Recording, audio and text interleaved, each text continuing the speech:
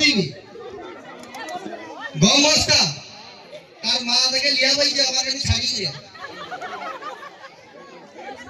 গম বস্তার পরীক্ষা দেয় উচ্চ মাধ্যমিক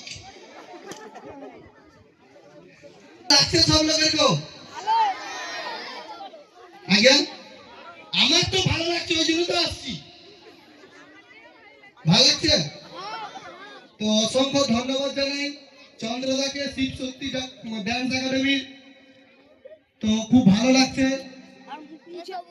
চন্দ্রদা আমাদেরকে একদম মেদিনীপুর থেকে এই জায়গায় তো আমাকে রাস্তা একটু দেরি হয়েছে দেরি হওয়ার কারণও আছে অত দূর রাস্তা বুঝতে তো পারছ প্রসেনজিৎ দা তো দুজন দাদাকে অসংখ্য ধন্যবাদ জানাই এত সুন্দর একটা মানে এই সুন্দরবনে আমাদের প্রথম এর আগে আমরা এসেছি কুমারপুরে 2 বছর আগে তো এইখানে নন্দকুমারপুরে প্রথমবার